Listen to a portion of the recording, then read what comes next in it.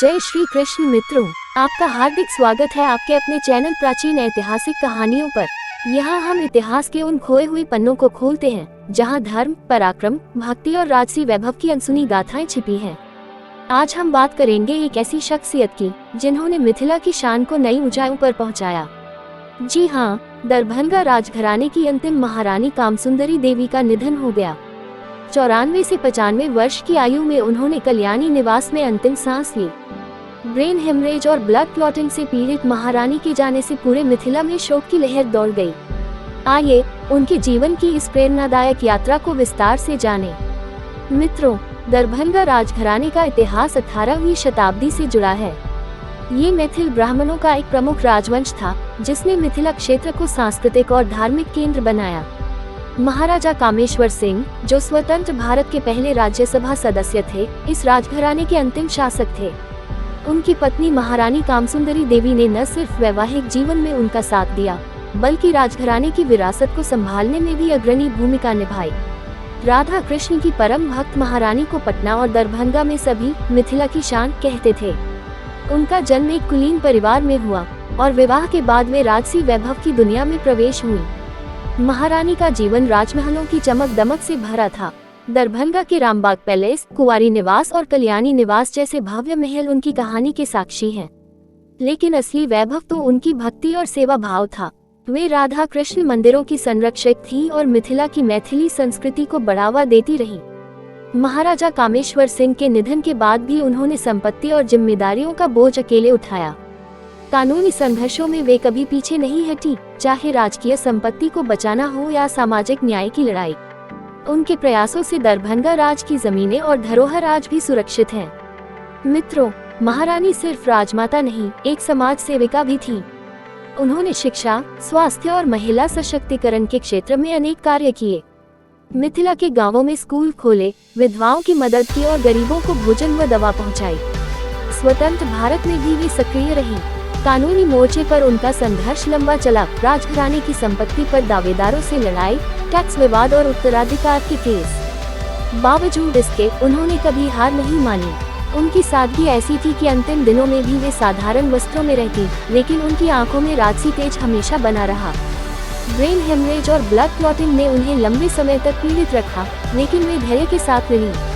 अब कल्याणी निवास खाली है, जहां उन्होंने अंतिम सांस ली। उनके निधन से दरभंगा राज का एक अध्याय समाप्त हो गया। मिथिला के लोग उन्हें मां की तरह पूजते थे। उनके जाने से खालीपन सा छा गया है। दरभंगा राज की स्थापना 1556 में महेश ठाकुर ने की थी। ये रियासत करीब 8380 वर्ग किलोमीटर क्षेत्र में फैली थी और लंबे समय तक मिथिला की सांस्कृतिक, राजनीतिक और शैक्षणिक धुरी रही। इस राजघराने का नाम भारत ही नहीं, विदेशों तक अदब और सम्मान से लिया जाता था।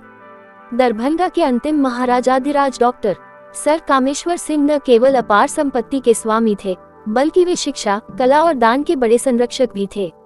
बनारस हिंदू विश्वविद्यालय, पटना विश्वविद्यालय, कलकत्ता विश्वविद्यालय जैसे संस्थानों को दिए गए उनके दान आज भी इतिहास में दर्ज हैं।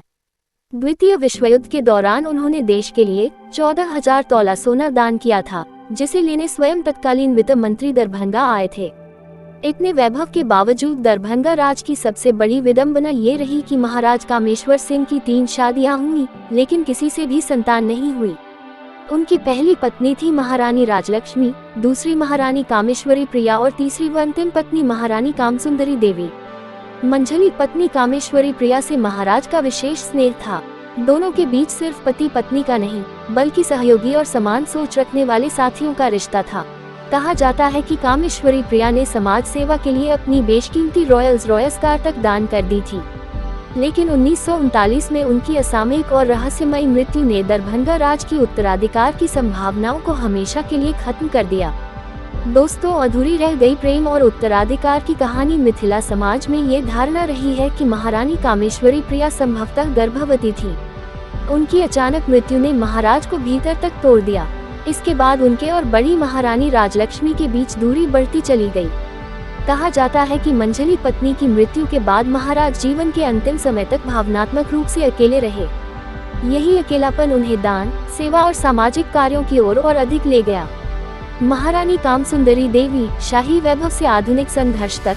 महारानी कामसुंदरी देवी का जन्म 1930 के दशक में हुआ था और 1940 के दशक में उनका विवाह महाराजाधिराज सर कामेश्वर सिंह से हुआ। महाराज का निधन 1962 में हो गया, जिसके बाद महारानी पर न केवल राजघराने की स्मृतियों को सहेजने बल्कि संपत्ति और ट्रस्ट से जुड़े लंबे कानूनी संघर्षों का बोझ भी आ पड़ा। वह दरभंगा राज की अंतिम जीवित महारानी थी। उन्होंने महाराजा की स्मृति में महाराजाधिराज कामेश्वर सिंह कल्याणी फाउंडेशन की स्थापना की, जिसके माध्यम से मिथिला की सांस्कृतिक, साहित्यिक और शैक्षणिक विरासत को संरक्षित किया गया। महाराज की निजी लाइब्रेरी, जिसमें 15,000 से अधिक दुर्लभ किताबें और पांडुलिपियां थी, उसे आम जनता के लिए खोला गया। ये कार्य उनके सामाजिक दायित्व और दूरदर्शिता का प्रमाण है। संपत्ति विवाद और बदलता समय। स्वतंत्रता के बाद जमींदारी उन्मूलन और बदलती राजनीति ने दरभंगा राज को गहरे संकट में डाल दिया। इमरजेंसी के दौर में राजघराने की कई संपत्तियां सरकारी नियंत्रण में चली गईं। बड़ी महारानी की डायरी में इस दौर का दर्द साफ झलकता है, जिसमें सरकारीकरण और कथित रिश्वत के आरोपों का जिक्र मिलता है। हालांकि 2025 में दरभंगा ट्रस्ट से जुड़ा 47 साल पुराना विवाद समाप्त हुआ और अदालत ने फैसला दिया कि महारानी के निधन के बाद राजेश्वर सिंह और कपिलेश्वर सिंह ट्रस्टी होंगे।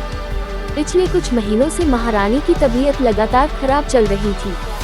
सितंबर 2025 में बाथरूम में फिसलने के बाद उन्हें ब्रेन हेमरेज और ब्लड क्लॉटिंग की समस्या हुई। उन्हें दरभंगा के एक निजी अस्पताल के आईसीयू में भर्ती कराया गया, लेकिन जनवरी 2026 तक उनकी सेहत में सुधार नहीं हुआ। अंततः उन्होंने कल्याणी निवास में ही अंतिम सांस ली। उनके निधन की खबर फैलते ही राजघराने से जुड़े लोग, स्थानीय नागरिक और मिथिला के सामाजिक संगठन कल्याणी निवास पहुंचे। इसी के साथ ही शोक, श्रद्धांजलि और एक युग का अंत हो गया। बिहार के कई राजनेताओं और सामाजिक कार्यकर्ताओं ने महारानी के निधन पर शोक व्यक्त किया। युवराज कपिलेश्वर सिंह ने इसे परिवार के लिए अपूरणीय क्षति बताया। महारानी कामसुंदरी देवी का जीवन इस बात का प्रतीक है कि कैसे एक शाही परिवार ने समय के साथ वैभव खोया, लेकिन संस्कार, सेवा और स्वाभिमान नहीं छोड़ा। दरभंगा राज की कहानी आज भी मिथिला की स्मृतियों में जीवित है। एक ऐसी रियासत जहां अपार धन, 3 रानियां और असीम दानशीलता थी, लेकिन एक उत्तराधिकारी की कमी हमेशा सताती रही। महारानी कामसुंदरी देवी के निधन के साथ ही वह अध्याय भी बंद हो गया, जो राजसी वैभव से आधुनिक संघर्ष तक की पूरी गाथा। मित्रों, ये कहानी सिखाती है कि सच्ची शान वैभव में नहीं, सेवा और धैर्य में होती है। राधा कृष्ण की कृपा से ऐसी आत्माएं अमर हो जाती हैं।